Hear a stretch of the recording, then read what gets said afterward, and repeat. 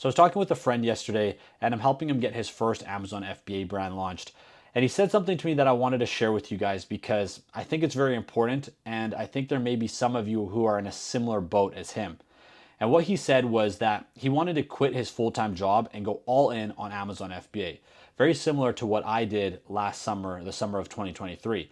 If you guys are new to the channel, if you haven't seen that video, I made a video a couple months ago where I pretty much just talked about how I decided to go all in on Amazon FBA. Now, I didn't quit my job, my last job, because my last job was selling real estate. So I just put all my time and effort on Amazon FBA, and it was more of a slow transition out from real estate into Amazon FBA. So, but anyways, he obviously took inspiration from that and he wanted to do something similar. Now, some of you may be surprised, but I actually advised him not to do that. Instead, I told him, keep your full-time job and start Amazon FBA on the side. So in this video, I'm going to share with you guys the reasons why I told him not to quit his job when he's just starting Amazon FBA. Now, before I go into the main reasons, I want to mention two things. And this is exactly what I said to him as well. I said, bro, the thing you have to remember is before I went all into Amazon FBA, I had already been doing Amazon FBA for 3-4 years prior to that, right?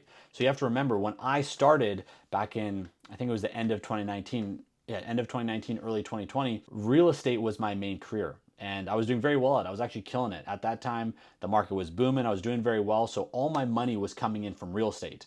But I could see that real estate wasn't going to provide me the time freedom, the location freedom that I wanted. And I saw an opportunity with Amazon where I could start building something that could eventually provide me with passive income. So it didn't matter where I was in the world, I was still getting paid. And I could also see with Amazon, there was a very big difference in how much effort I needed to do. For example, like with Amazon, if I sell 1 unit or 1,000 units in a day, it doesn't matter to me. Like I'm not the one shipping it out. Amazon's taking care of all the fulfillment. So it's much easier to scale that. Whereas with real estate, whether I sell one house or 100 houses, there's a big freaking difference how much time and effort I have to put into that. And just because I did that 1 year doesn't mean I'm going to do it the next year. So there's just the long-term outlook of it didn't look great for me. And also I didn't like the fact that I needed to stay here in Vancouver. And if I'm not here selling houses, I'm not making money. So there's a lot of reasons why I made the transition. But the main thing that I'm trying to say is I didn't just switch over and quit real estate. I started it on the side. I was building it. My main revenue source, my main career, which was real estate, was still bringing me money, paying for all my bills, paying for all my lifestyle. And I was just investing into the business on the side. And that's probably one of the reasons why the business grew to where it went, was because I didn't need the money from the business at the very beginning. I wasn't relying on it, and I was able to nurture it and grow it and then eventually sell it. And that takes me to the second thing I wanted to mention was when I decided to go all in on Amazon FBA, I had already built and sold my last Amazon FBA business. So I got a big chunk of change from that business to then be like, okay, well now I'm going all in on it. So I've got a decent amount of money set aside where, you know, if I'm not profitable for the first few months, it doesn't really matter. Now, I'm not saying you need to have hundreds of thousands of dollars sitting on the side to go all in on Amazon FBA. I'm just saying I had already been doing it for multiple years. I built and sold that business. So it was a little bit of a different situation than somebody who's never done it before and they just want to go all in on it. So now let's get into the reasons why I told him not to quit his full-time job. So the first reason, and probably the most obvious one that I told him, was when you're starting your Amazon FBA business, there's a lot of upfront costs, like initial upfront costs that you got to invest into your business. Most of you obviously know this. You know, you got to buy inventory, you got to pay for shipping, you got to get helium-10 to do your product research. There's photography, marketing, PPC, logos, branding, etc. There's so many, all these little costs that a lot of people don't even know of. I've made a video going over a bunch of them, so if you guys want to watch that. But there's a lot of cost, and if you don't have money coming in, it can get to a point where it becomes quite stressful. And another thing is that it takes time to build a successful Amazon FBA business. And sometimes profit is not guaranteed right off the bat. So if you're relying on these Amazon FBA profits to pay your bills, you're going to be in a pretty tight situation. In my personal opinion, I'd recommend keeping your full-time job, at least so your bills are all paid, and then whatever money you have on the side, you can focus on putting it into your Amazon FBA business. And then moving on to the second reason is that there's a lot of free time.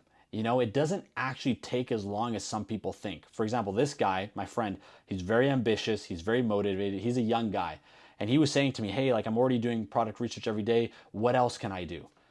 And that's when I kind of realized, I'm like, well, there's not really much else to do right now. You know, you haven't found your product. Your main focus should go into product research. But then if you actually think about that, that doesn't take 12 hours a day, right? Most people will do product research 1, 2, 3, 4 hours a day. You're not going to spend 12 hours a day doing product research. And that's another thing. So if you quit your full-time job, there's not enough things for you to do in a day to really make the whole day worth it. You're better off keeping a job or even a part-time job, working 4 hours a day or 8 hours a day and working on your Amazon FBA business in the evening. That's exactly what I did. I worked real estate full time from 7 a.m. to 5 p.m. and then come home in the evening. I'd spend 1 or 2 hours on my Amazon FBA business. And that was more than enough to get things off the ground and get them going. If you're launching 5, 6 products, yeah, then maybe it's going to definitely be like a full-time job. But most people, when they're just starting, are starting with one product most of the time, not even two. So one product, you don't need 12 hours in a day. You need 1 hour, 2 hours a day max, and that's good enough to go. So, and another thing to also mention is too, with the free time, is there's going to be points in the Amazon journey that things just take a long time. So for example, when you're ordering samples, you order a sample, it takes 2 weeks to come. What are you going to do in the meantime, right? The point I'm trying to make is there's going to be a lot of time where you're going to have free time. So why not be making money? Same thing when you make your mass order on all your products. When you put your deposit down on your goods, from when you put your deposit down to when they actually arrive in the warehouse is anywhere from 45 to 60 days. Now in that time, you need to prepare your listing. You got to do your photography. There's quite a few things that you need to do, but it's not 45 to 60 days worth of work. It's a few days. So there's going to be a lot of free time in there. So I definitely recommend have something that's bringing you money. And then the last thing that I mentioned to him was with Amazon FBA, there's a big learning curve at the very beginning because there's a lot of things that you need to learn how to do and become good at, like product research, finding good suppliers, sourcing the product, marketing, PPC, inventory management, all these things that you don't know how to do yet. It's going to take you time to learn those.